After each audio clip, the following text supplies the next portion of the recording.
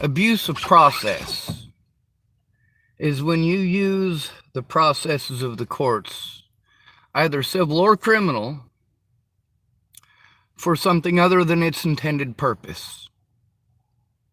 I can prove the same thing with Scott DaCosta and with his deputies, with recorded evidence. But there needs to be an investigator who's actually going to look at it.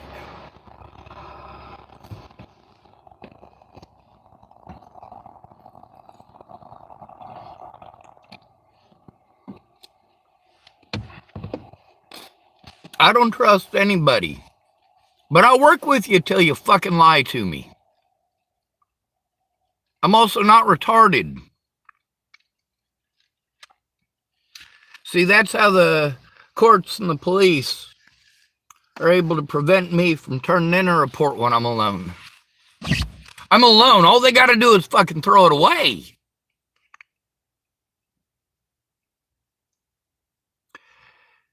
You know how dehumanizing and demoralizing it is to have to turn in a protection order to Scott DaCosta about Scott DaCosta?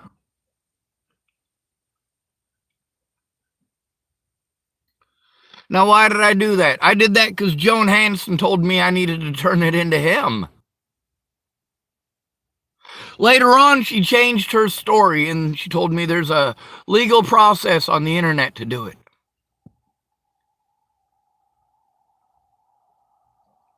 I still didn't have any fucking help. And I didn't have a safe environment. I had to go to alcoholics like Chris Stegeman for help.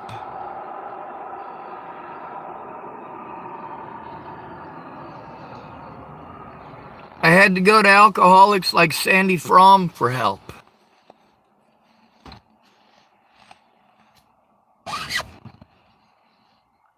Who the fuck wants to go to alcoholics for help?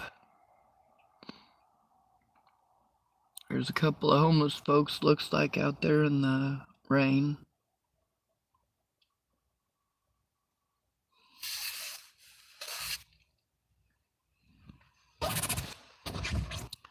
Leslie Snell tried to use her children. Her children, that's right. All she had to do was turn on the waterworks. That judge didn't give a fuck what was going on. Now, there's also the days preceding that. The situation with Scott DaCosta and his deputies and State Patrol just driving around the fucking house over and over and over again. Multiple people had made mention to me about, hey, dude, the fucking cops keep driving around in circles around your fucking house.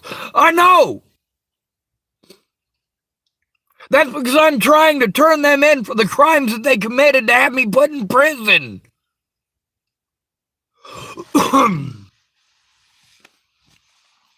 Now, there were multiple doctors. Let me tell you about Nate Schwab. Nate Schwab is one of the very, very many people that I had to try to go to turn in the crimes against me. Nate Schwab was very much on my side and very much not happy that I was there. Nate Schwab saw me often and frequently, and he worked together with Ted Hill, as well as Dr. Arata. Is Dr. Arata capable of diagnosing me as schizophrenic? Yes, he is. Where it takes 6 months to diagnose somebody as schizophrenic, it doesn't take 6 months to realize that somebody isn't.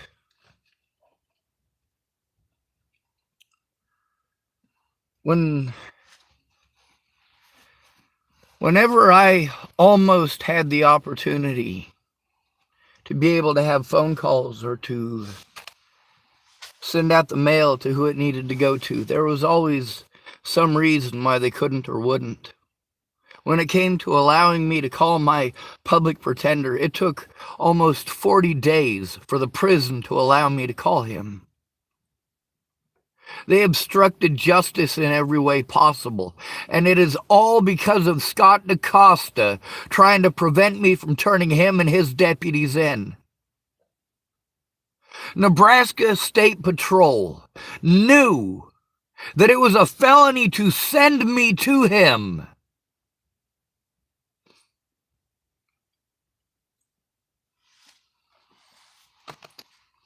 And yet they did it anyway.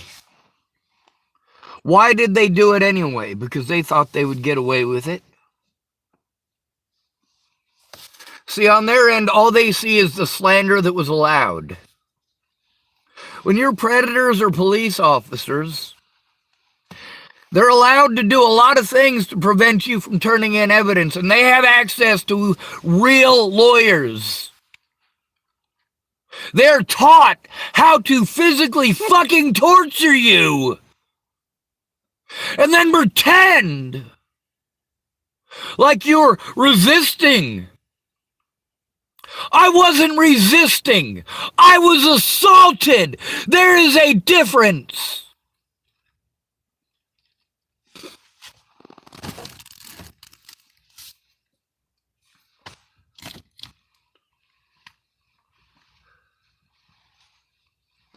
Marcia Estrada did not do her job as a mandated reporter. Megan Misigatis did not do her job as a mandated reporter. Kimberly Jepson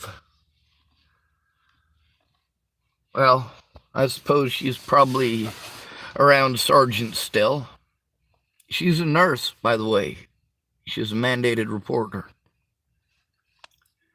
There's her mother, Terry Wilmeth Jepson, who is a mandated reporter. There is Kim's brother and Terry Wilmeth Jepson's son, Mike Jepson, sheriff of Sherman County, Nebraska, also a mandated reporter.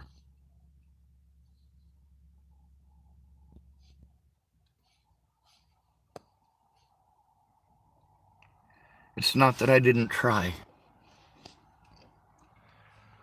With the way that Kim Jepson treated me, and the way that Terry Wilmeth Jepson treated me, you know, I love them both. I truly do.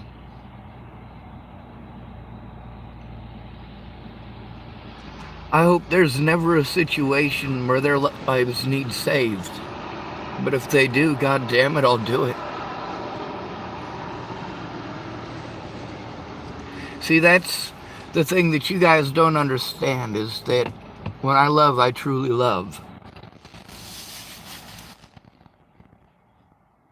You cannot hurt me enough for me to want you dead. You cannot hurt me enough to make me want to see you dead. It's not possible.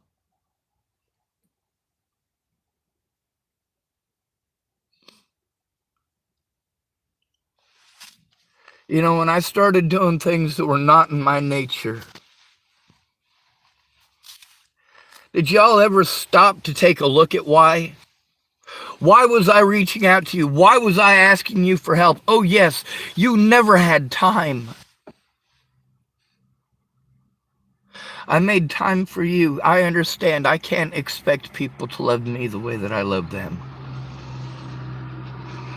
because they don't love me. Nobody ever has. Saying it and showing it are two different things.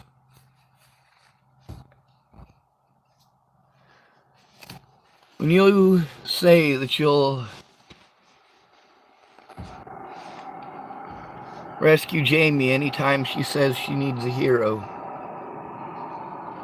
you know how much that sucks?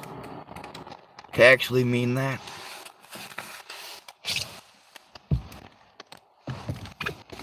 After everything that she put me through,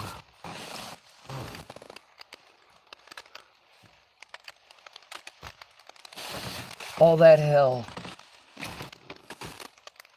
all of the fucked up situation that resulted in me moving back to Boulder, Colorado and getting the fuck out of Chapel again. All of that hell, and not just with me. Hayden McCall had to go through that. Otska had to go through it. A lot of people had to go through it. I'm no stranger to being used and abused. You know, here's one piece of advice that I can give you. You can help anybody else out, but don't help out addicts. Don't ever help out a drug addict. Not ever. Not under any circumstances. Am I going to follow that advice? Of course not. I still see them as human beings.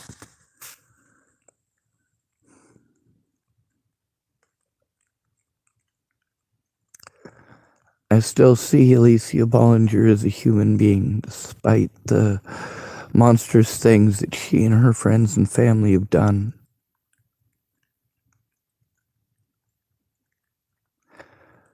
My entire life, I've had to deal with predators like my mother and father.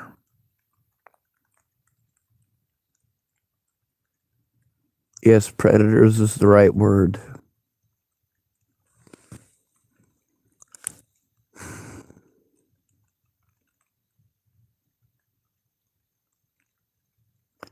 More than one of my friends had sex with my mom, which is pretty gross.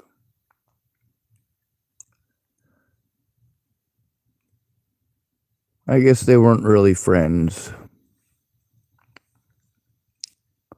The thing is, I always knew my mom was promiscuous.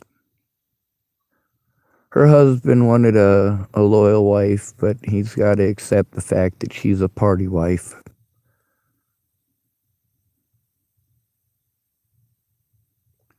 If she'll find somebody desperate enough to play with her, she'll take it. You should see Jeff Witcher. Man, he is no prize. But it's something different than her husband. Her husband is what's known as a simp. Oh.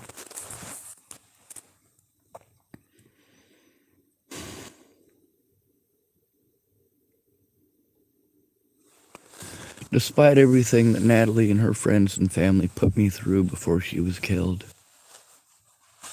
when she disappeared, I was willing to give up everything that I had to get her somewhere safe. Despite everything that they had done to me, I cared more about her safety than my own. Always. But I also had other people's safety to worry about. And I had these druggies' frame of mind that I needed to worry about.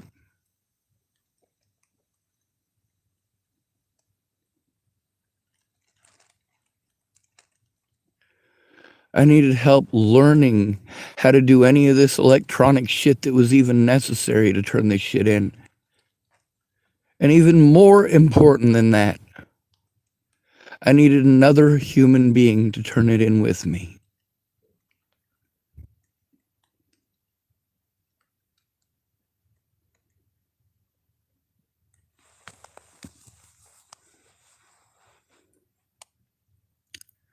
This shit is not acceptable. There are people who need to be requisitioned, such as Amanda Balehash.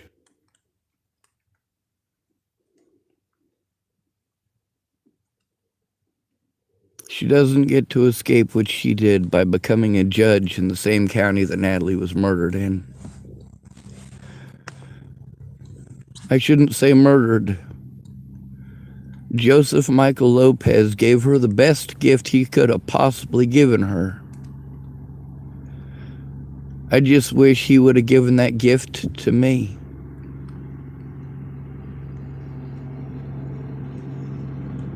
I did not want Natalie dead. I wanted myself dead.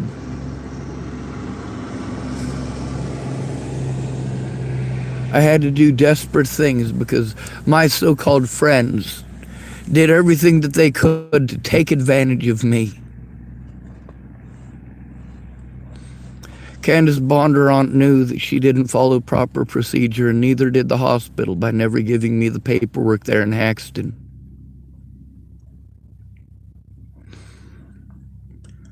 She also knew that she was a mandated reporter in the state of Colorado, and so was her boss.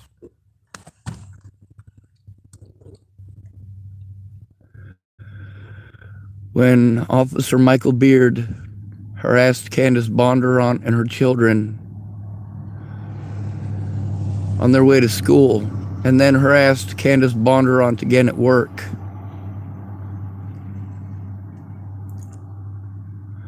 I spoke up immediately. But the only place that I could speak up was on Facebook.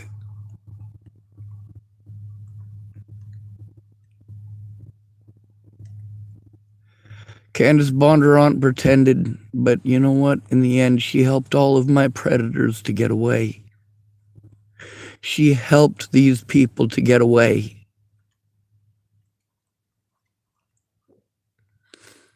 When I finally got recording devices and was able to record stuff, you get to see how much of the things that I said were actually true.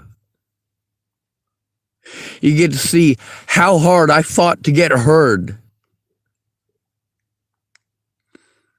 And you get to see how hard my predators fought to slander my name and try to convince people not to listen and not to look.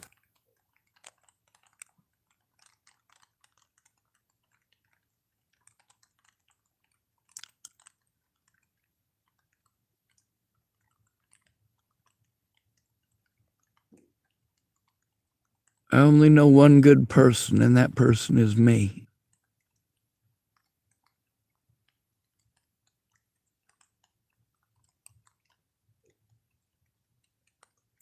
I'm not as good a person as Jesus, I'll admit that. I'm not willing to chase you with a whip. Not for gambling, anyway.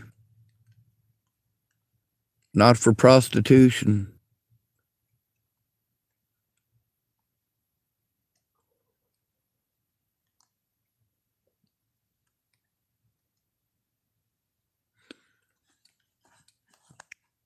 My people are being killed in record numbers. My people are black. My people are white. My people are men. My people are women.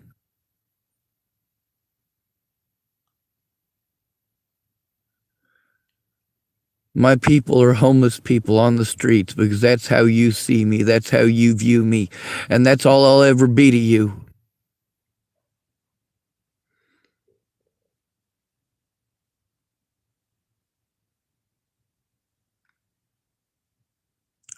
All of these services that I went to knew they were taking advantage of me.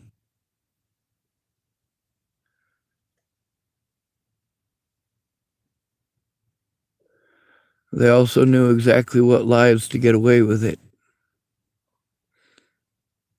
What they didn't count on is that, well, they wanted to assume I was mentally retarded and too stupid to be able to do any of this stuff. No, I'm not too stupid. I'm too overwhelmed. Without the proper gear, without the proper education. But I'm really smart.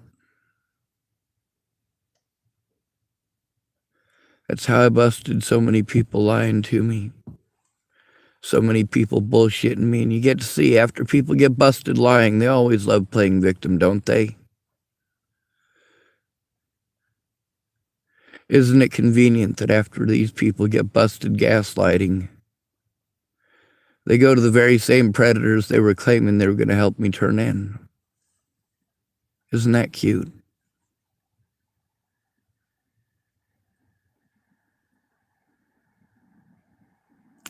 I'm not going to subscribe to this fantasy that you fucking idiots want to sell.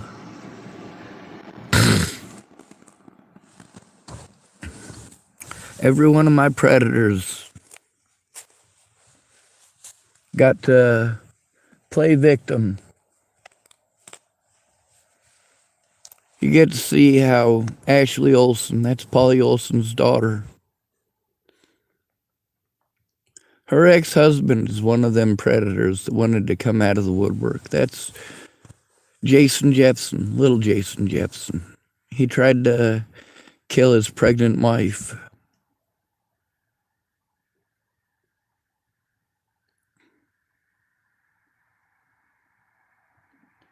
He was all methed out of his goddamn gourd.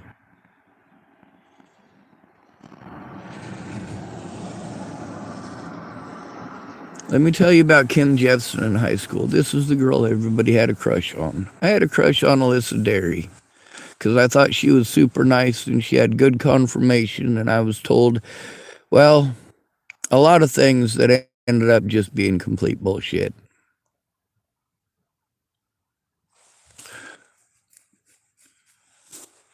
I had a crush on Alyssa Derry because basically I felt that's the person I was supposed to have a crush on. Well, if everybody else has got a crush on her, okay. Isn't that weird? Kim Jeffson was my best friend, though. I never had any interest in having any sort of... Well, I definitely didn't want to be swapping bodily fluids with her. That's for certain.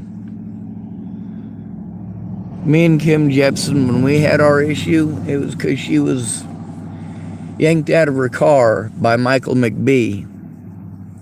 That was the sheriff of Haxton, Colorado, back in, I want to say 98 or 99. Anyway, Michael McBee was Kim Jeffson's boyfriend, and he yanked her out of her vehicle by her hair.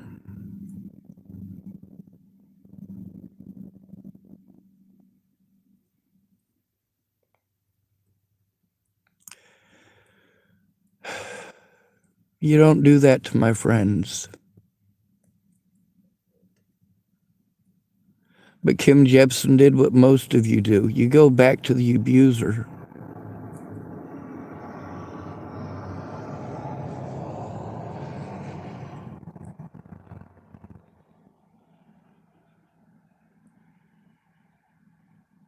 Keep in mind that when you date a man, you choose your mate, not the other way around.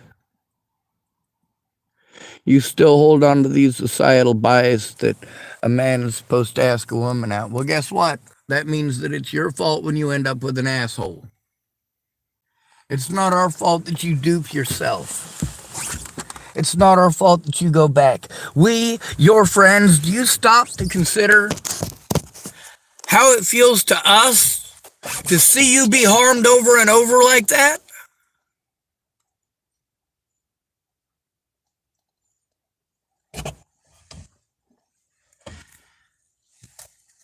Eventually, you'll come to one of us for help, and when we help you out,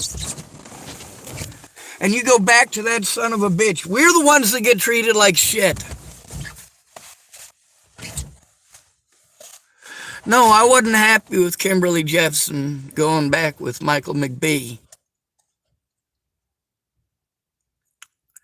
I'd had too many of my friends by the time I entered high school that had been beaten to death. Too many friends' mothers that were beaten to death or committed fucking suicide over too much goddamn abuse. I know exactly what fucking happens when you go back to the son of a bitch.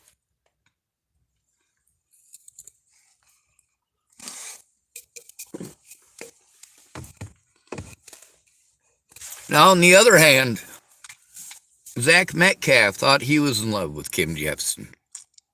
Matter of fact, Allison Fornander thought for sure she was going to be able to spend the rest of her life with Zach Metcalf. So what did Zach Metcalf do? He broke up with Allison Fornander so that he could swear his undying love to Kimberly Jepson before he went off to United States Marine Corps boot camp.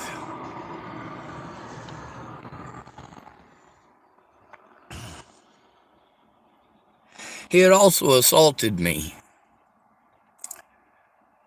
over the situation with Kim Jepson and Michael McBee. How fucking crazy is that? A lot of people were fucking into that at that point in time.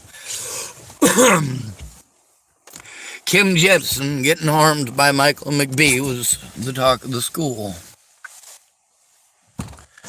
You know what? All these years later, I got Terry Jepson recorded admitting that that was true. I also got the messages with Kimberly Jepson that showed that that was true. I also got the horror stories about her little brother not just being a psycho towards his wife later in life, but being a psycho early in life, trying to chop his sister's feet off with a garden hoe. Yeah, little Jason Jepson's a fucking psycho.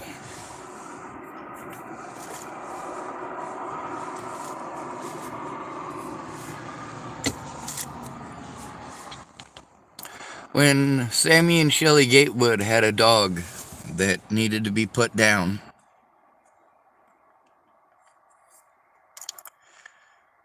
Sammy was gonna put the dog down and he couldn't do it. I was gonna put the dog down and I couldn't do it. I went over to Jeff Baldridge's and I asked him for permission to put the dog down there. I don't remember which one of the Jasons it was there. I'm pretty sure it was little Jason Jepson, because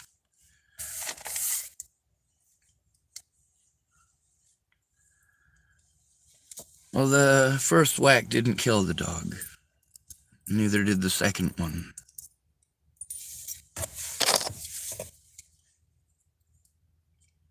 That's what I remember about it.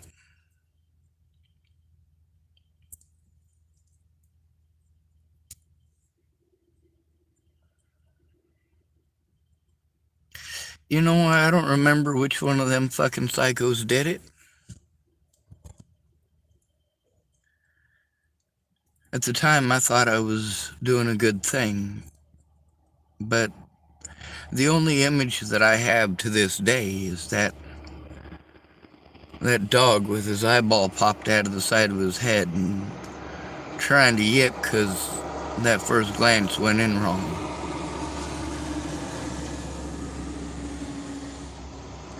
It should have been quick.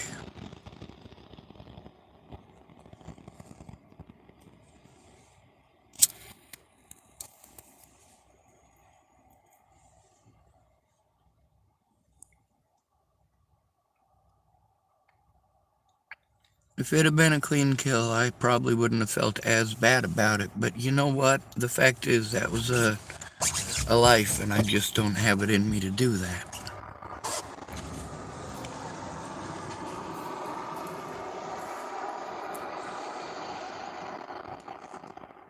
Now, Jeff Baldridge did give me permission to do it at his place in his backyard. Well, not in his backyard, in the back lot.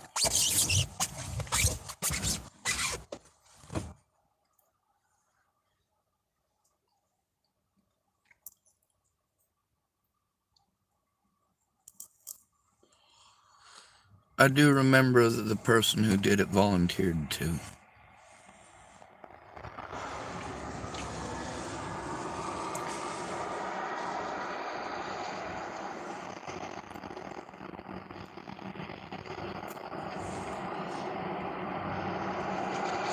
I had a lot of friends because I was always positive.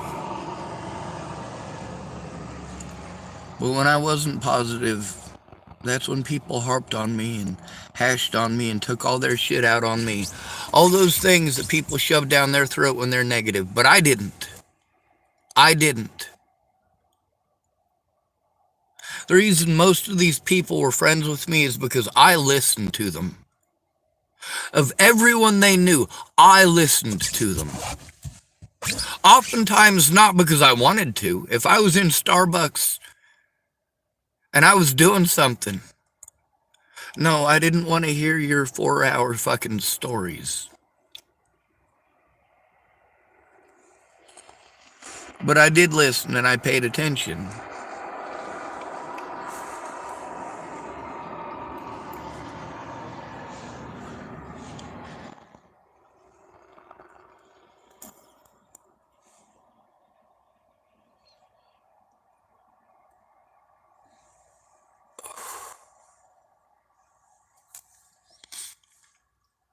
I went to a lot of mandated reporters because that's who I was sent to. The reason that I went to hospitals is because the protocol when somebody comes in to tell you about abuse, they're supposed to have a social worker on hand and they're supposed to help you. When I went to everything on YouTube and Facebook, it was always after attempting to do it the legal way, attempting to do it the right way. The hell is that? Something just blowing in my car.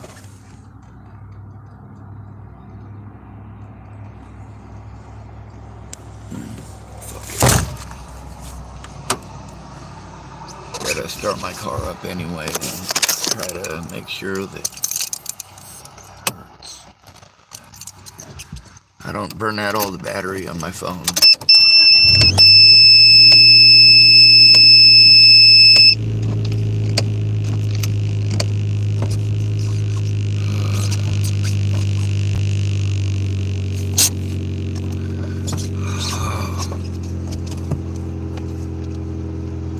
I do apologize. You're gonna have to look up for a minute while I urinate into a bottle.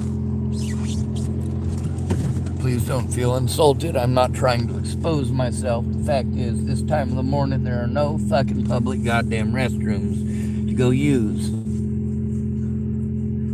There's public parks that have porta potties, but they got signs saying you're not allowed to be there after 10 p.m.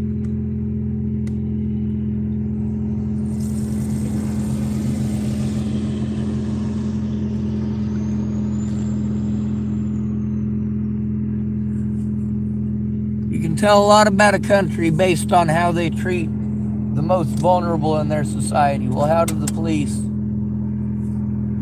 treat the homeless? Well, they kill us in record numbers. Out of a population size of about 600,000, they kill us at over twice the rate that they kill black people. Let me put this in perspective for you about homeless people.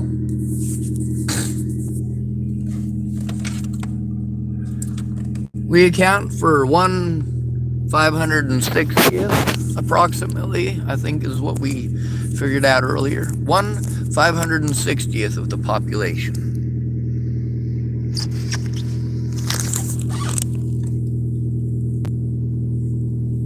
And the police, 60% of those killed by police now, as opposed to 49% in 2019. That's an 11% increase. 11%, and this is a tiny fraction of the United States population. Your chances of being killed as a homeless male are about almost 1 in 1,000. It's like 1 in 960 something, 980 something. You see, when I was Doing the math, I could remember the numbers right off the top of my head because I just looked at them. But now it's later in the day, several hours later, a lot has happened, a lot has gone on. The first things that I forget are names and numbers. That means dates, that means times. The fact is, they had so many people involved that it was too complicated to keep it all straight. And that is a far cry different from the narrative that these fucking predators tried to sell.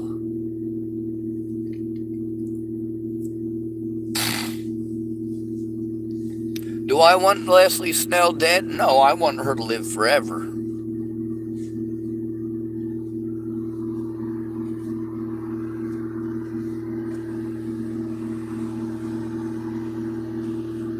I think living forever would be true justice.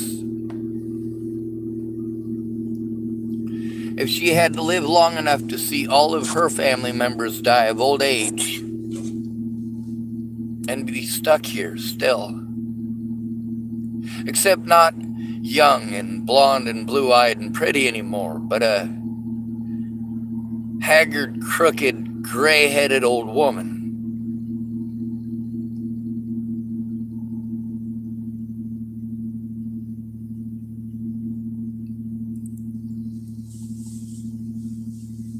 See, here's the thing. There are things that are worse than death, like seeing all of your loved ones die. You know what's worse than that? Having to hear about it from a distance. You know what's worse than that? When you have a falling out with your friend over abuse that you endured, and then they end up dead.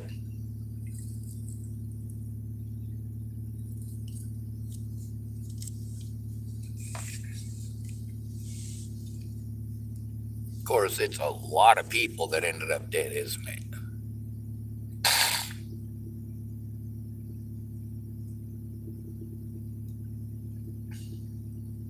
Tommy Gallia, he's dead. Anna Hunka, she's dead.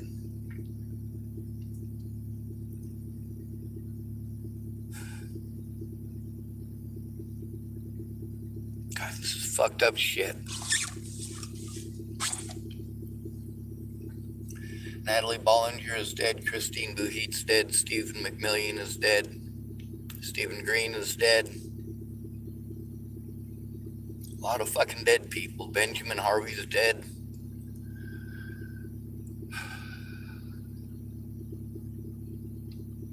Tim Cossack, he's dead too. A lot of dead people. Rory Jeffson, he's dead. Fuck, that was probably the biggest loss out there. That was the only Jeffson with any fucking balls. The only one with the testicular fortitude to stand up for what was right instead of just talk about it.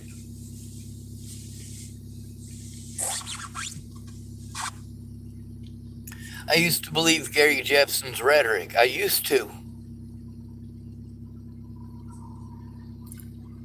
Natalie's death changed all that. It's amazing how quickly you can lose all respect for someone.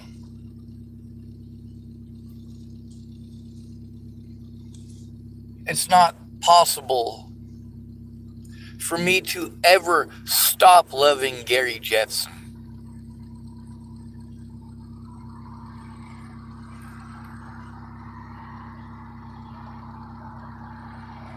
When he dies, it will hurt me immensely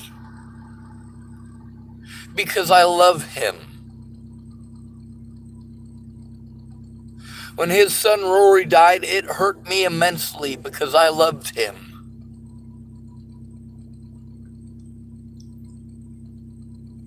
When Natalie died, it hurt me immensely because I loved her.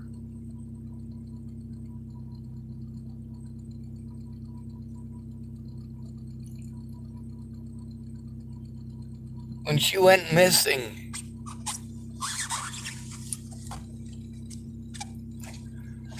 I put my life at risk,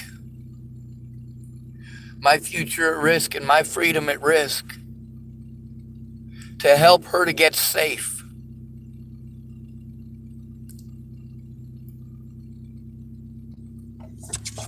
This ain't okay.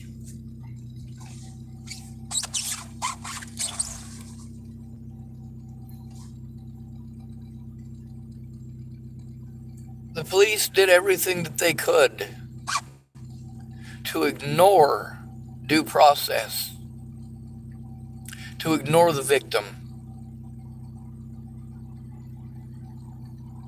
because their bias, same as yours, is that they don't have to do their jobs for men.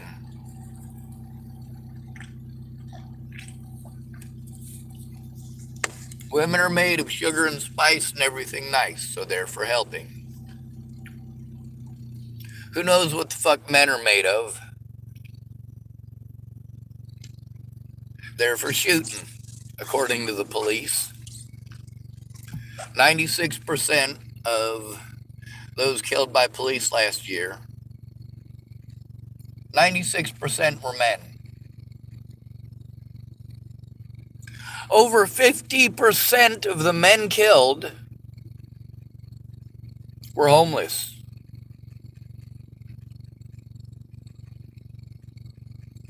Matter of fact, almost 60% of those killed by police last year were very specifically homeless men.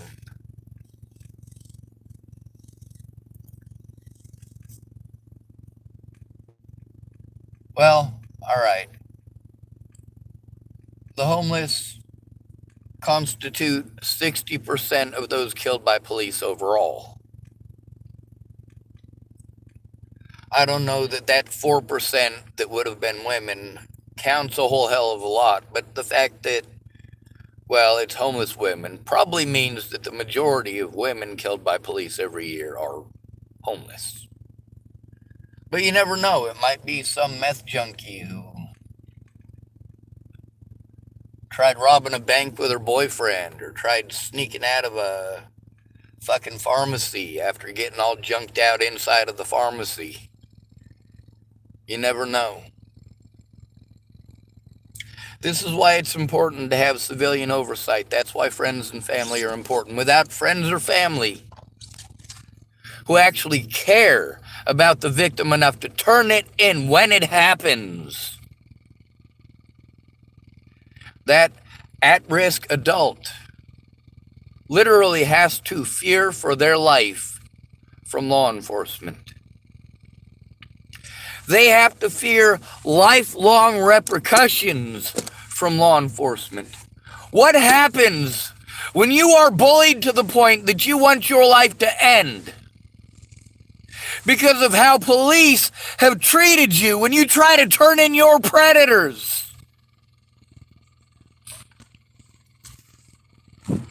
When this shit first started, did I go to the police? No! Fuck no!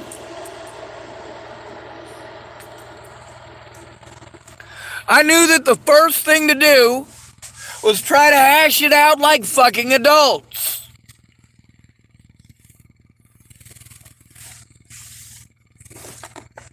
When that didn't fucking work, I knew that the next step in the process is to go to my friends and family and get help turning it in. When I am being abused, I have to go to a friend or family member. When you're called mentally ill and you grow up in the fucking system with that tag, this is drilled into you from day one. These are the legal protocols for you to turn in your abusers. If you're being raped at home, you go to a teacher. You got a fucking smartphone. You make sure that you fucking recorded that you told that teacher.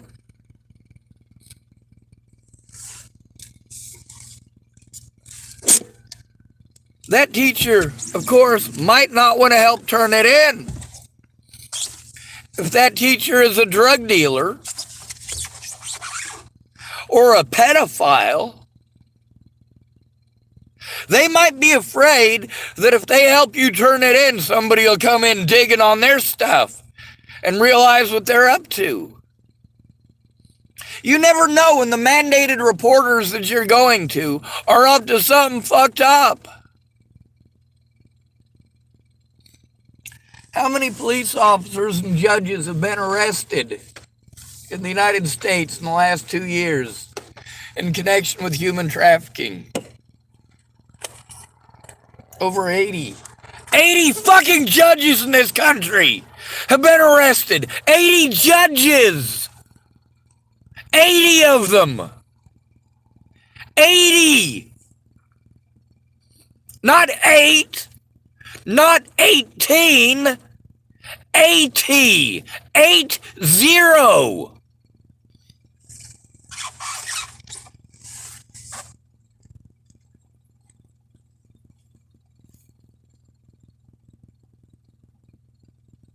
When you are forced to turn in your predators to your predators, that is a fucking setup 100% of the time.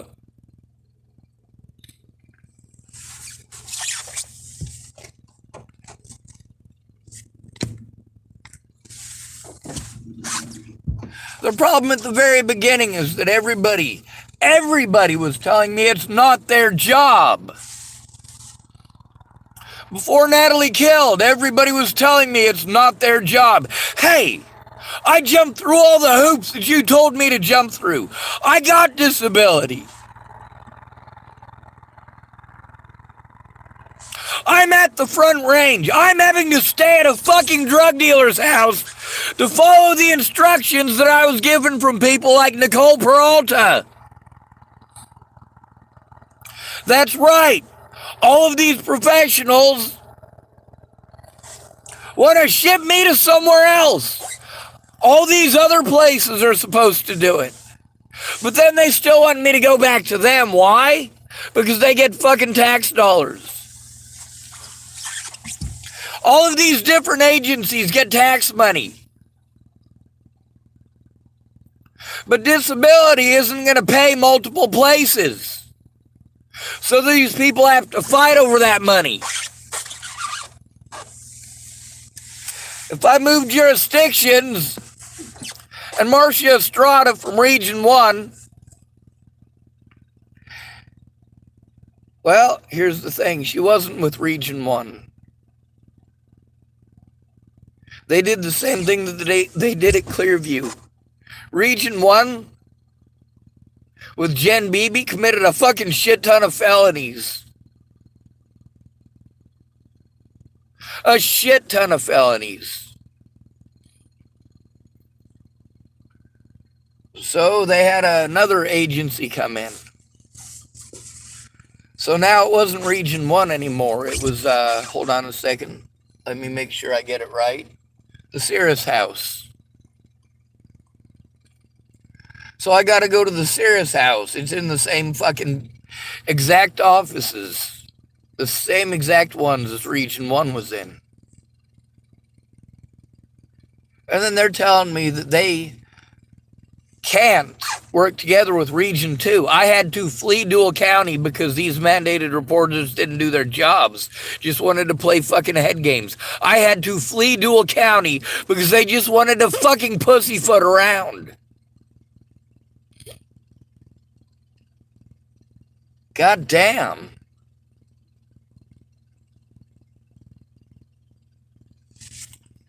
And of course, I got to go to crooked cops and I got to go to their friends.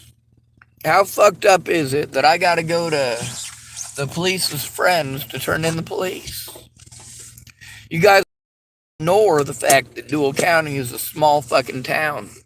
You guys want to ignore all of the important details of why I'm being fucking abused. I'm being abused because unchecked slander and people's opinions do result in dead fucking bodies.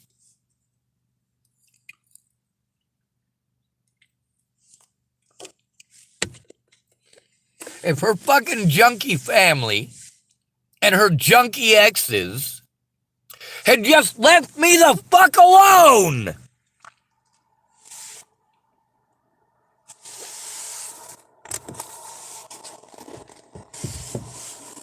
Here's the thing. When I got a hold of Maddie Boa, I told her the truth about what happened. She let me know that she didn't want to hear it. Do you know why? Because Natalie and Alicia called her up and fucking lied to her.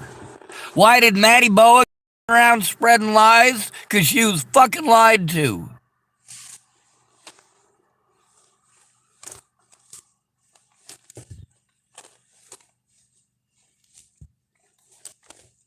The police didn't do their job in Virginia. They didn't do it in Colorado. Here's the thing that you guys aren't fucking getting. This shit took place across multiple fucking states.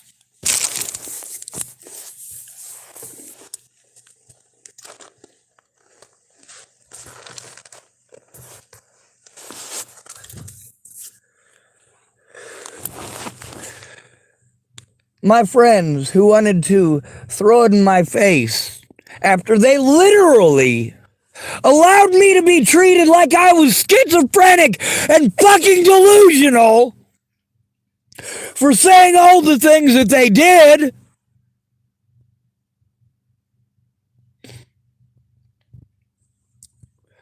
That whole time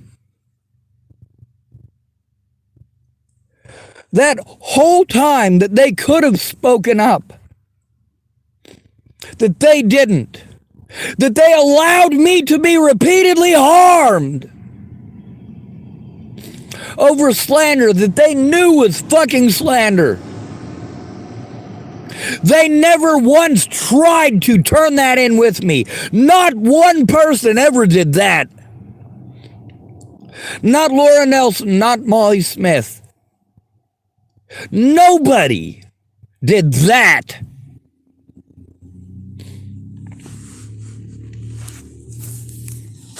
If I try to turn in crimes against me, they just fucking bully me and harass me and threaten me or arrest me. That's what it is fucking like trying to turn this shit in.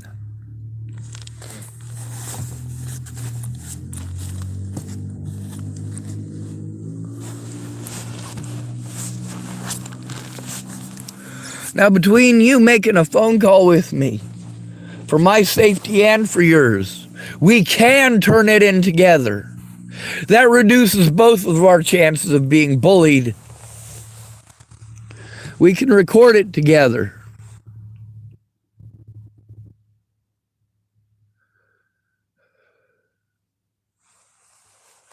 The thing is that the people that Dual County Sheriff's Department hooked me up with, namely Megan Misigatis.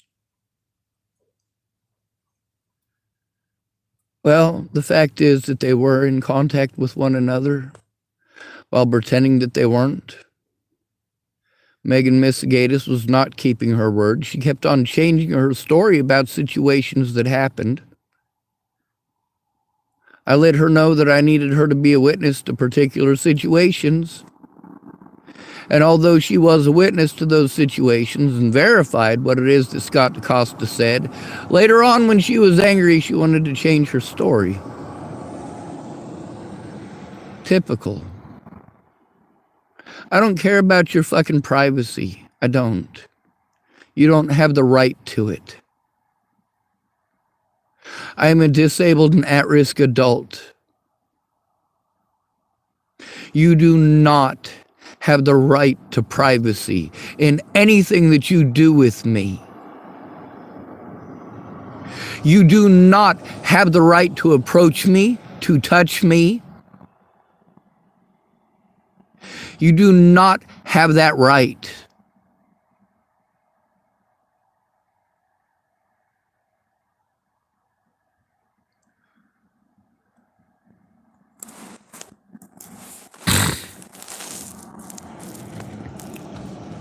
The judges that fucked up in Natalie's case, they knew that they fucked up.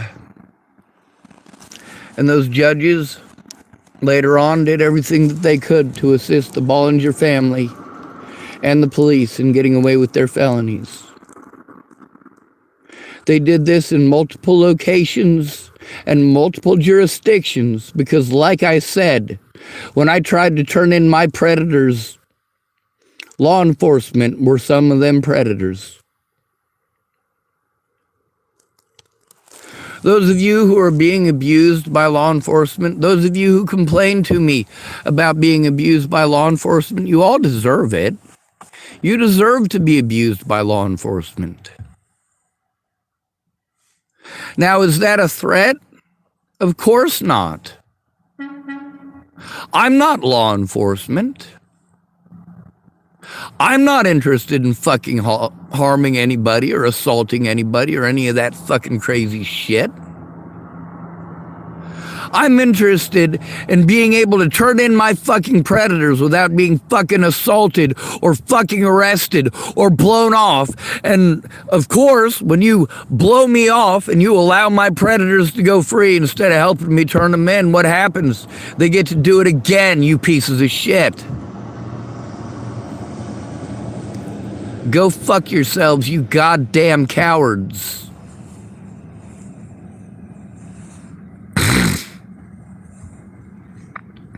These people abused their power in a horrible way. Guess whose fault that is not? It's not mine. It's not just abuse of power, though. See, here's the thing, that Polly Olson, matter of fact, anybody who is involved in the situation with me in the prison committed felonies. There isn't a single person involved in that situation that didn't.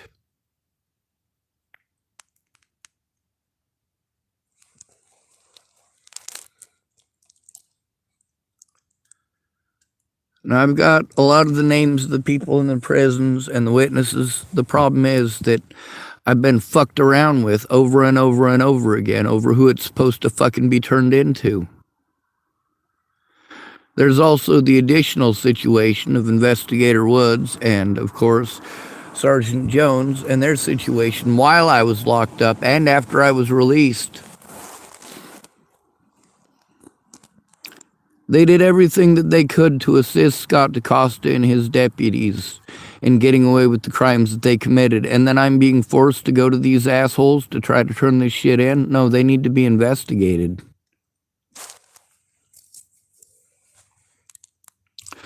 Why did it take them so long to get back a hold of me about crimes that were committed in 2017 and 2018 by Scott DaCosta and his deputies?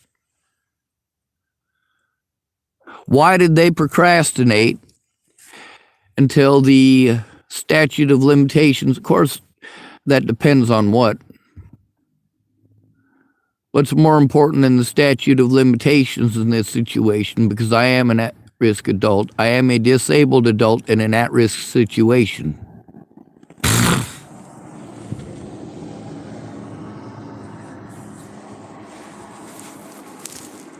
But you don't care about that, do you?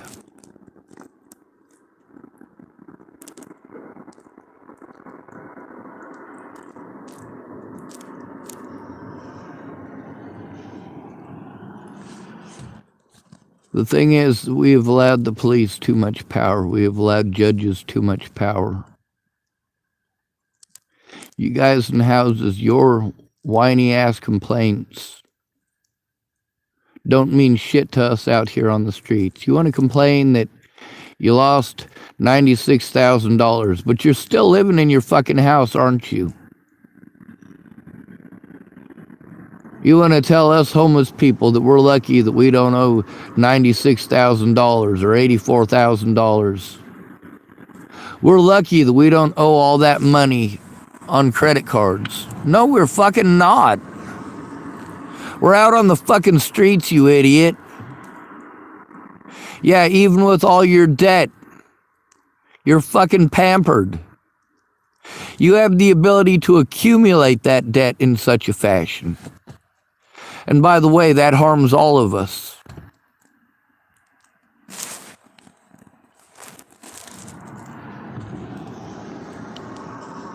Y'all are horrible people.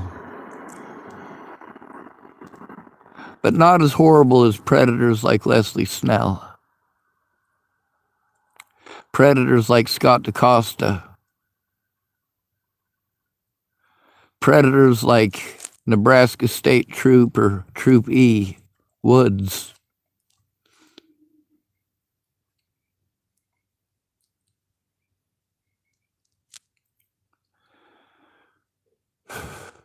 Why is it that these officers make it so impossible to get their body cameras? Why is it that they're magically always broken? See, this is one of the things that people wanted to do, including my own lawyers, rather than try to requisition those body cameras. Oh, well, you know, there's all sorts of stuff they can do with it. Of course, that's the same thing with Marcia Estrada, huh? Talking about sleight of hand. What is it they're talking about? They're talking about the tactics that were used against me. These people are already aware of these fucking tactics. But that is no excuse not to do your fucking jobs. My public fucking pretender should have fucking listened. All a cop has to do when you try to turn him in is press false charges on you. He can do that immediately.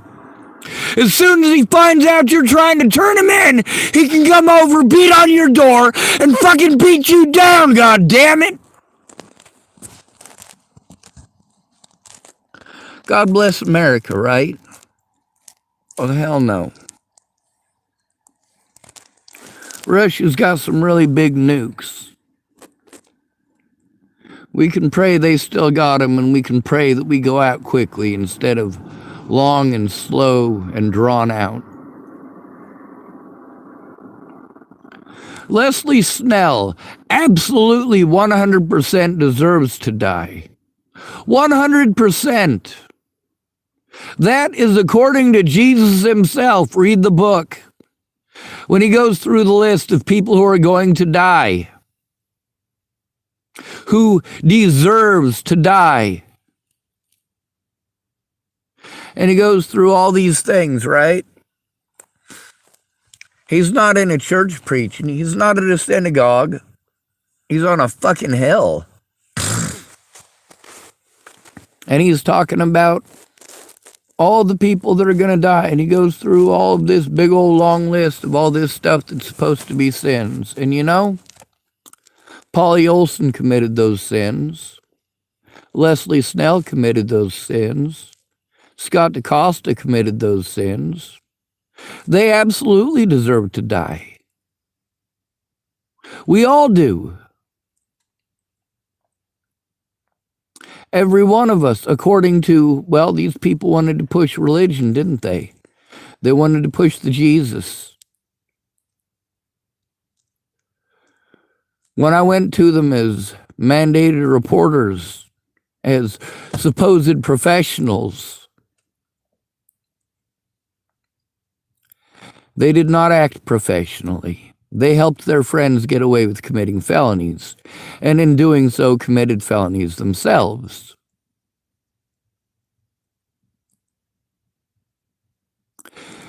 They bore false witness. And yes, according to the Jesus that they keep wanting to throw at me, give it to the Jesus, give it to the Jesus. Well, yeah, according to the Jesus, these people all deserve to die. By their actions, Leslie Snell deserves to die. By their actions. And you know what? They all will die. Is that a threat? No, that is a statement of fact. You show me one human being who has lived forever. One. That's right, there fucking aren't any, are there? Now, of course, You take that out of context and pretend like it's a threat against your life. You know what? Your families do deserve to die. All of our families deserve to die. That is the nature of our biology. It is more of a curse to live forever than it is to die. Deserving to die, you know, that could be looked at as a good thing or a bad thing. You know, when all of your loved ones are passed away, when they're all dead and gone, and all that's left for you is an empty hole in your heart where they used to be, I think you deserve the right to die. I think that is a right that you should have. When you have spent your whole life being victimized by actual predators, and it's verified that these people are predators. My dad was absolutely in fucking prison. It was absolutely for selling cocaine. Now, when I asked my Aunt Mary, hey, Aunt Mary, was I locked up growing up because I was a kid, or was I locked up because my parents were both fucking stupid with cocaine? She admitted it was because my dad was locked up for fucking cocaine, and my mom was in rehab over fucking cocaine. See, here's the thing. There's a big difference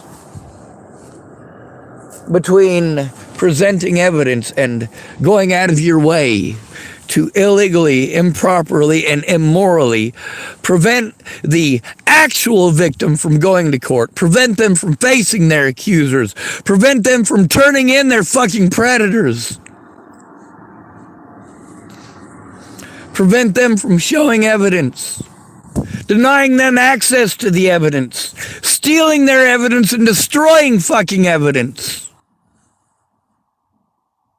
Someone should have been there for all of that. It was supposed to be Lisette Brown's job. It was supposed to be lots of fucking people's job that didn't fucking do it.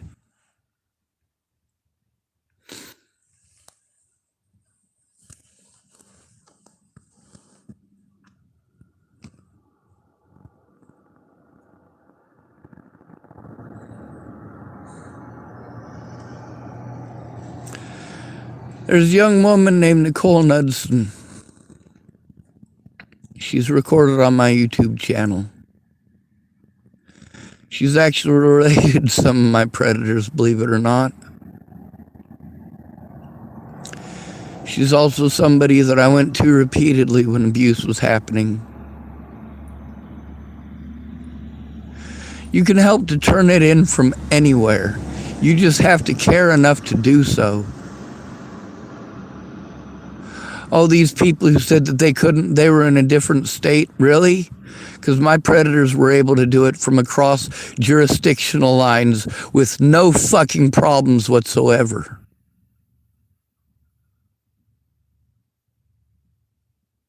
My predators were allowed to do that.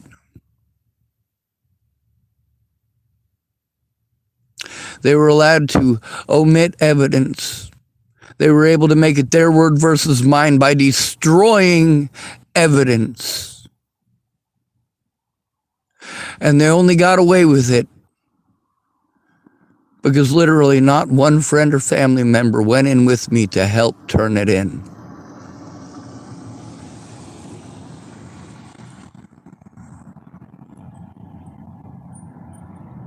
Not one.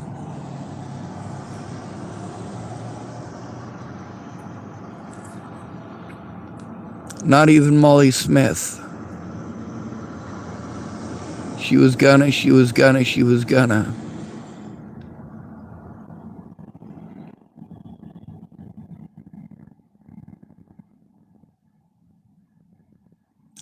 I wanted to believe these people.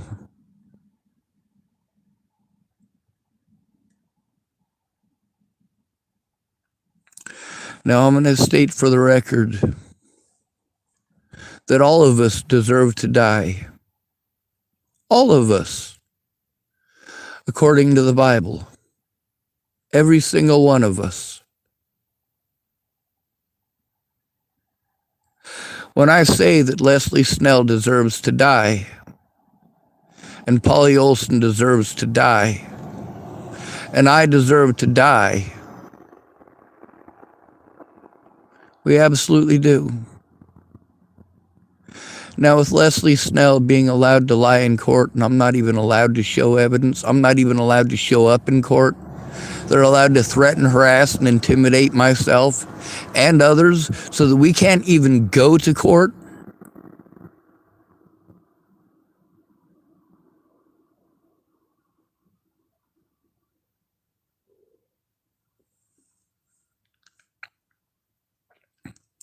It's called abuse of process. Abuse of process.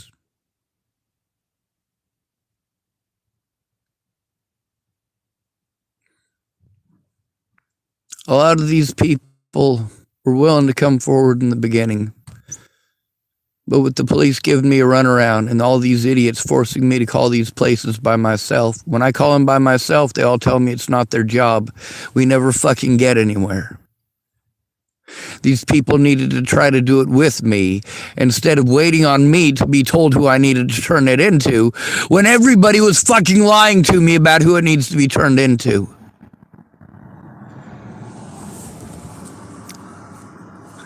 Now, there's things that Leslie Snell accused me of saying that I didn't. I made sure I said a couple of those things since then, just so she can feel better. However, there's a few things that I said that were in the court that, of course, I did say. I absolutely did either say it or type it. But none of those things were against the law. She knowingly, willingly, and intelligently misled the situation with multiple judges. She assisted Scott DaCosta in sorting through evidence, in receiving those phone calls. And also, from the very first time that I called her, because Nebraska State Troopers made me call Dual County Sheriff's Department to turn in Scott DaCosta, and she was the receptionist. When I told her what it was about, she wanted to start a fucking fight. How do you like that? She wanted to attack me. How do you like that? What are these called? These are called choice words. These are words that females are specifically taught that they need to use when they're playing victim. He attacked me. Really? See, what you're doing right there is trying to insinuate that you were physically assaulted. In reality, you're intentionally omitting information. You're trying to insinuate what? That I attacked you physically. Although in reality, you feel as if I have attacked your character. You mean kind of like when people slander my name and then gaslight me by telling everybody I'm slandering theirs?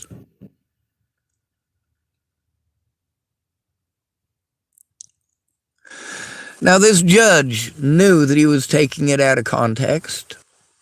He knew that he had literally had to reword what I said and take away the question mark in order to create something that never happened. It never fucking happened. When you literally have to change an entire sentence and its structure in order to make it against the law as a judge, because what was actually said was not against the law, You as a judge are committing fucking felonies knowingly, willingly, and intelligently.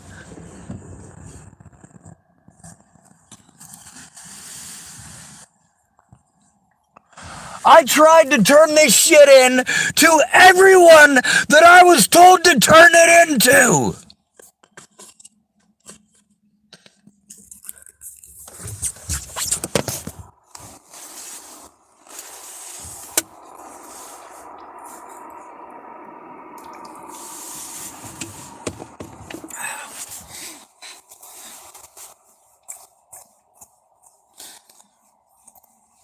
There will never be a day when I don't speak up.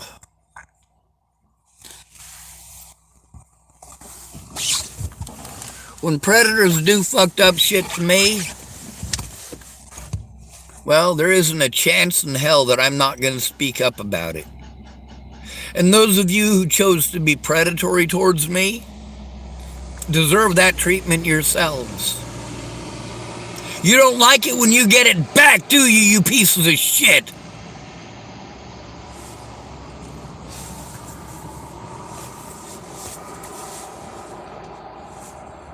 The thing is that they arrested me with zero evidence against me.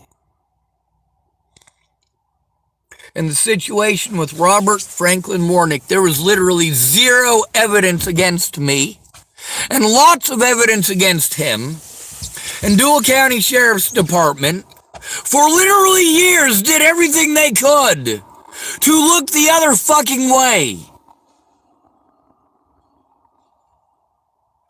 I needed someone there for my safety, and when I was forced to go in again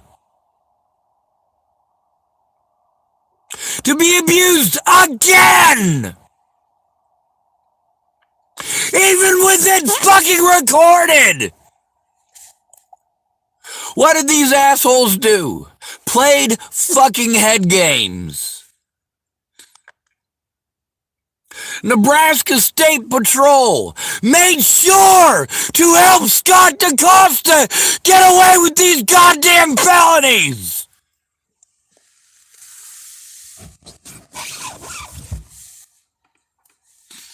God bless America, right? No, we just need bigger nukes, and we need people with the balls to press the shiny red button. That's equality right there, folks. If you press the shiny red button, Tom Hanks isn't gonna fuck any more kids, is he? If you press the shiny red button, the police aren't gonna kill any more black people or homeless people, are they?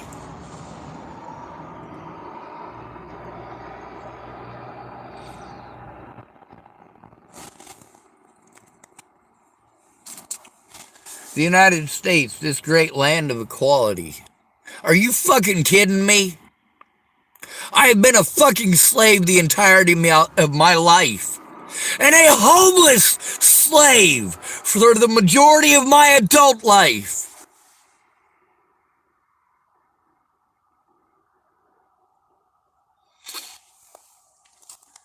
Being fucking raped and beaten and fucking shipped around, that was my youth.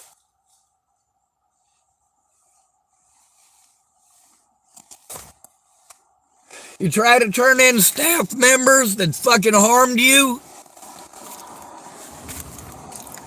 you have no fucking clue how they treat you.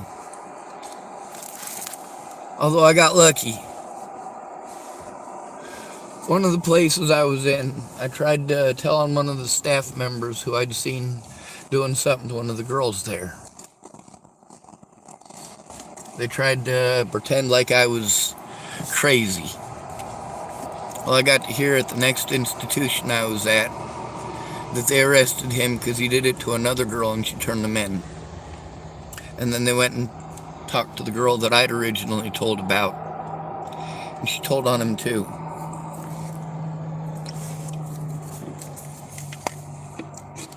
My older brother was raped in Colorado Christian home. When he turned in his predator, this is back in the 1980s, of course.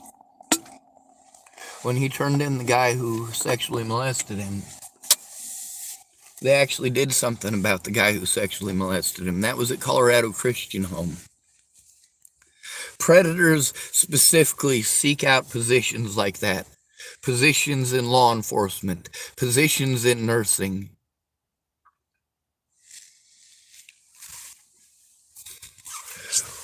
When I had to go to doctors, I had to go alone.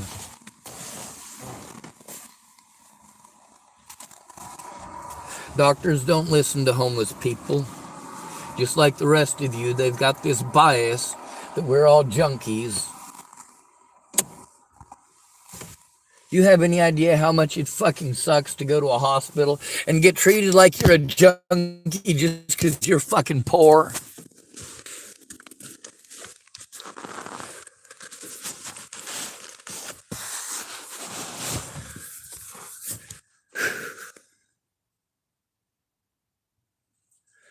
You have no idea the kind of hell that we go through because you guys are pampered bitches.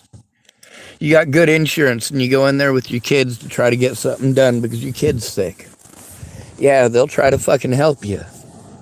If you go in with your kid because your dad is fucking raping your children, you say, hey, grandpa's being a sick pervert. Yeah, those doctors will probably do something to fucking help you. If you're a disabled homeless man who goes in alone, yeah, dude, we don't have any fucking drugs. We don't keep any drugs in the building. We don't have any narcotics here for you. Like, really, dude, I didn't come in for fucking narcotics, bitch. One of the places, there's a pamphlet that is for at-risk adults. Did you know that? Here in Oregon, they make a pamphlet. It tells you where you're supposed to go as an at-risk adult if you're being abused. Isn't that nice? Isn't that amazing? But you go to those places and they tell you that's not their job. So why are they on that resource list? Why are you sending disabled victims who can no longer function because of abuse? Why are you sending them to places for help that don't help? Why do we have resource people whose only resource is phone numbers to people whose only resource is phone numbers?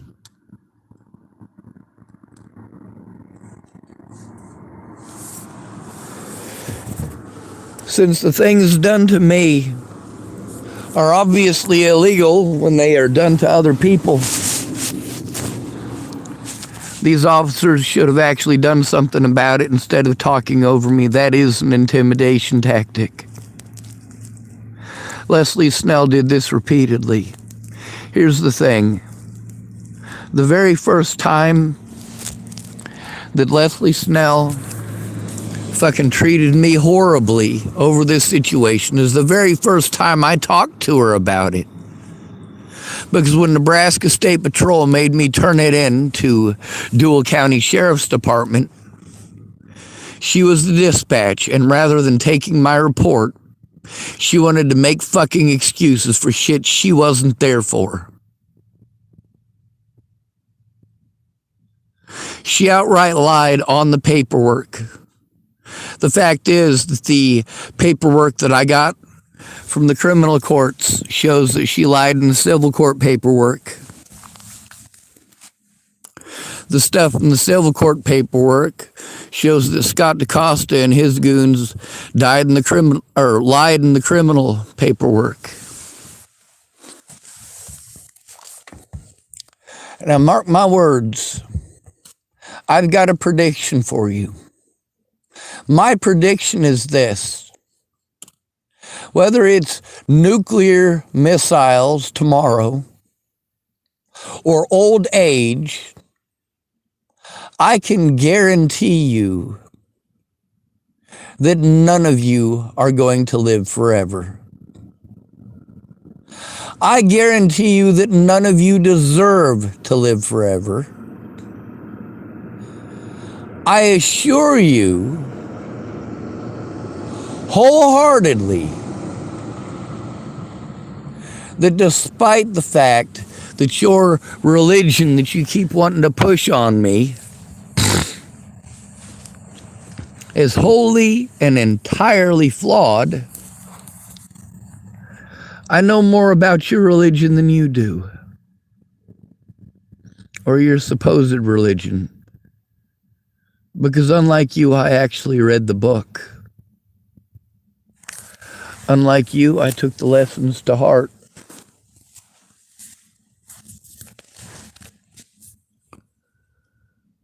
Y'all are fucked in the head. The people with the most brain damage, we call them neurotypicals.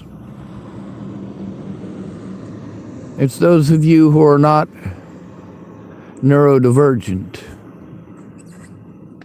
It's for those of you who are not autistic.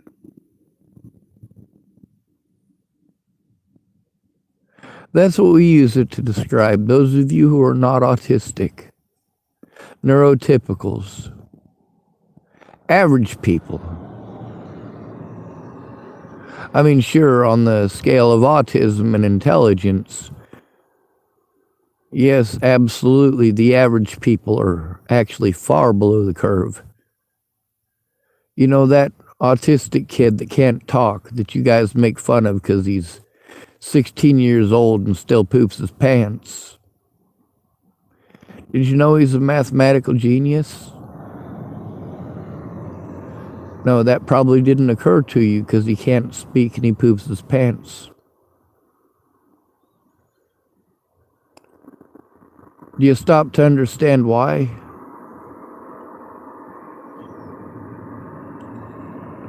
Do you know his medical issues, or are you assuming? See, that's one of the worst things about me being denied the right to show any actual evidence. Being denied the right to show my actual diagnoses.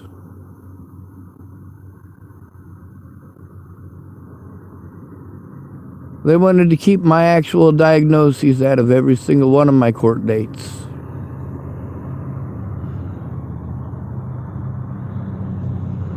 How fucked up is that? Now, they certainly mentioned it and brought it up. They were allowed to pretend that autism was, of course, some bullshit that we proved is bullshit in the fucking 90s. Over 20 goddamn years ago. Why are these fucking traitorous wretches still pulling this bullshit? Now again, I am going to state for the record that first of all, it is not illegal to state a fact, and it is a fact that we are all going to die. Also, although it may be a matter of opinion, it is Jesus' opinion that we all deserve to die. Now, if you want to take things out of their proper context, like Judge Weimar did, if you want to obstruct justice the way that Scott DaCosta and Deputy Lassen did, that's your choice.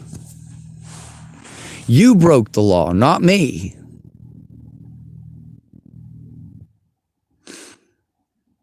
And rest assured, if I do break the law, it's because there are lives at stake, and God damn it, they're worth it. I am very angry with Alicia Bollinger. But you know what? If she got a hold of me today and said that she needed a hero, I would be there. If Jamie Curtis got a hold of me and said she needed a hero, I would fucking be there. And it's not because either one of them fucking deserves it. Not in any standard sense of it, though. It doesn't make any fucking sense, does it? After all those people put me through, it doesn't make any sense for me to still care about them enough that if they are going through fucking hell, yes, I will fucking try to rescue them the best of my abilities.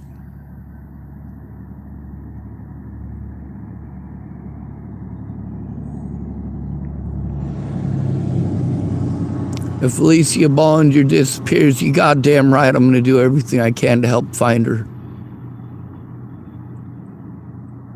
Right now I'm scared shitless for a lot of people.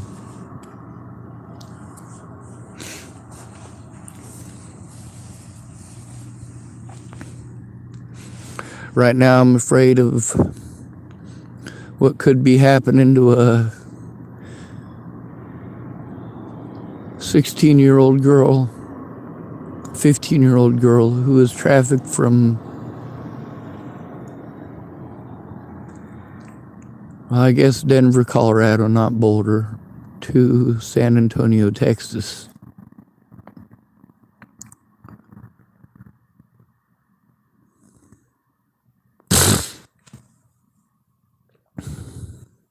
So,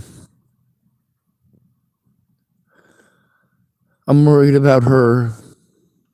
I'm also worried about Claire Jordan, who's here in Tillamook. She's missing.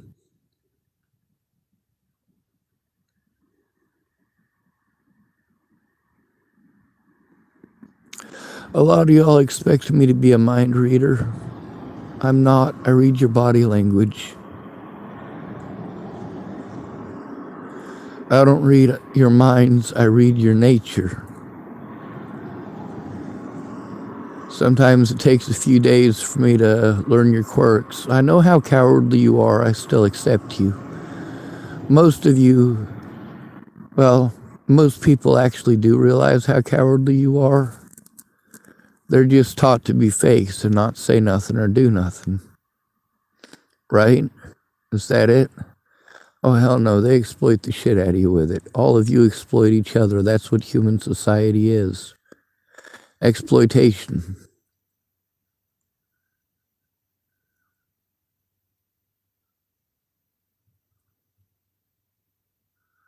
Why do for yourself what you can get others to do for you, correct? Is Donald Trump ever going to build a tower? No, he's not. He's too old and decrepit. He'd probably have a stroke if he picked up a hammer.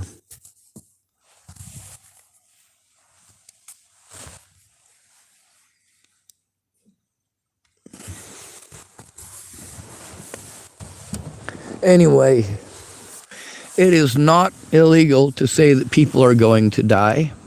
It is not illegal to say that they deserve to die.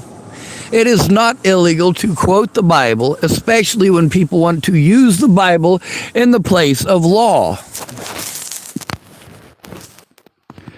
Now, for any one of these people to intentionally omit information in order to try to frame the situation as something it isn't, well, these people are committing a lot of fucking crimes by this point. Oh, and by the way, we were able to record the hospital staff in Tillamook. Oh, yeah, that's right. They were wanting to blame each other. The lady that me and the autism, well, she's not an autism advocate. She's just an advocate as in, well, the proper kind, acting as friends or family. The problem is that she's trying to learn 6 years worth of shit all at once, and I'm trying to tell her 6 years worth of shit all at once, and it's overwhelming.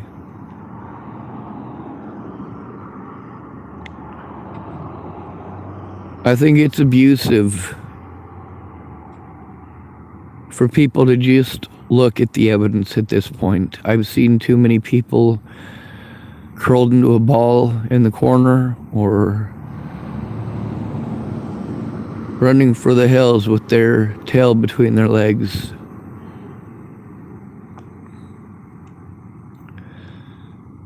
I've probably been rambling for a while, but I'll keep rambling.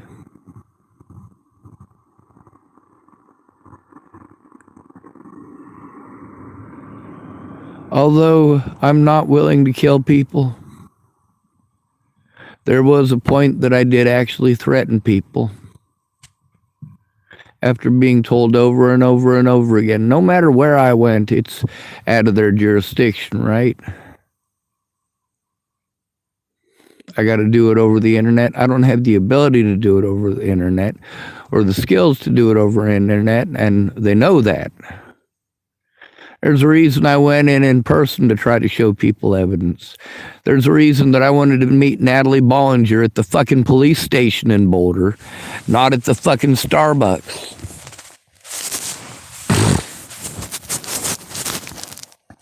These people did everything that they could to prevent me from being able to go to my court dates. Didn't even let me know that I had a fucking court date. But because I didn't have a friend or family member there, it was their word versus mine. They had the body cameras, but I couldn't requisition them. Every time I tried, I got told that I needed an act of fucking God. That's not legal advice, bitch. And that is horribly representing the situation and not representing your client.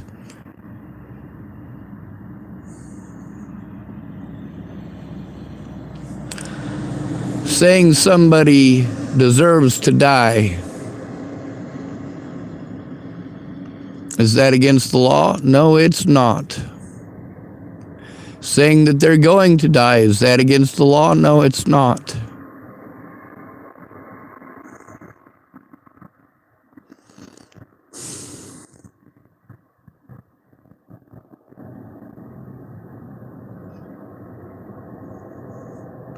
He's got the whole world in his hands.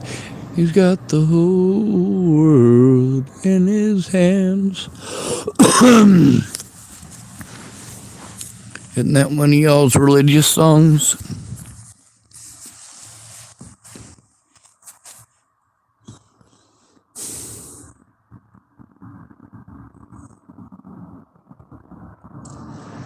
I like Jesus. He's my favorite character of any book ever written.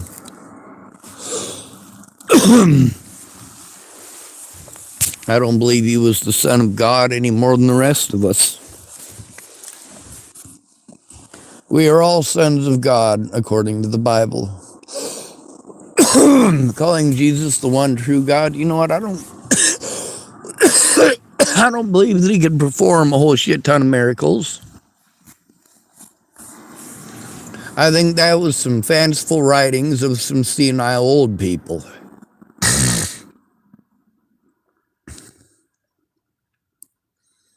When you're 80-something years old in prison writing about somebody who died in your 20s, you're looking back with nostalgia.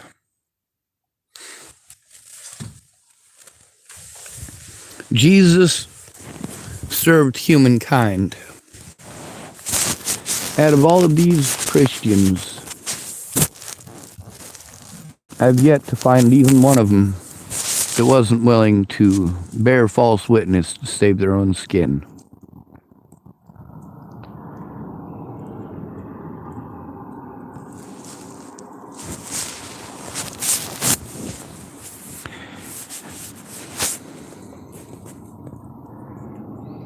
I don't owe it to you to give you exactly what you want, exactly when you want it.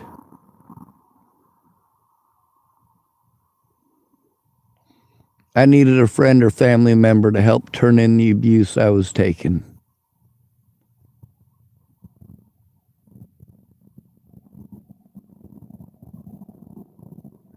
None of you understand that, do you?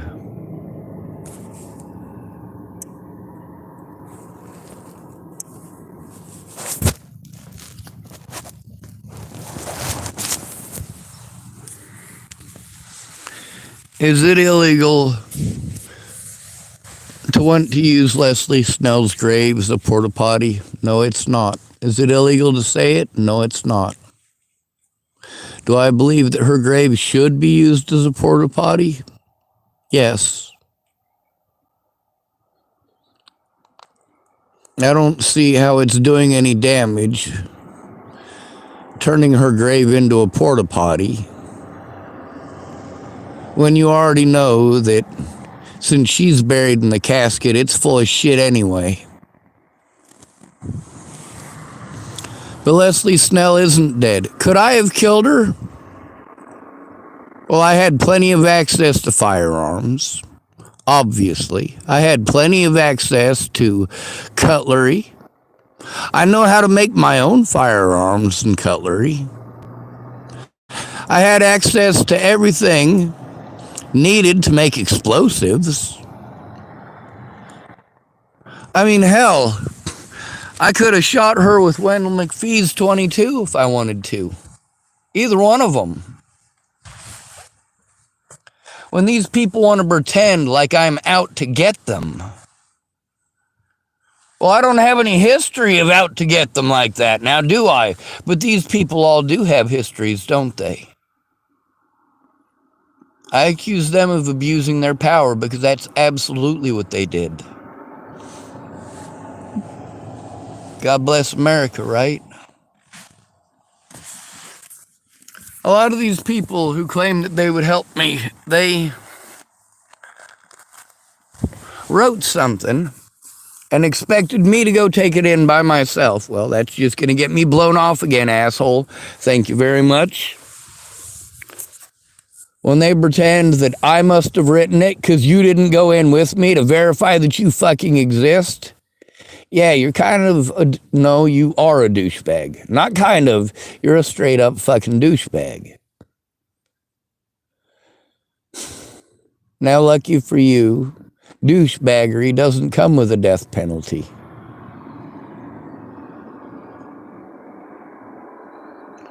Of course, in ancient Israel, you could be stoned to death for being such a wretched piece of shit. If you were such a wretched piece of shit as Ted Bollinger,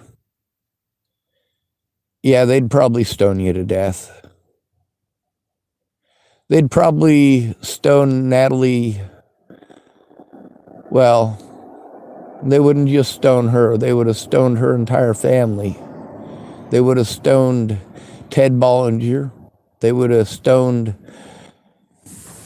Danica and Shelley and Rose. Well, these people hide behind the Christian religion.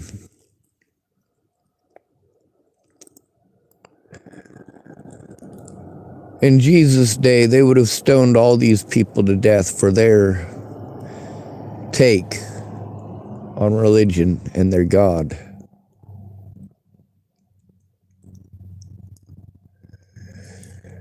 Your God exists only as a manipulation tool.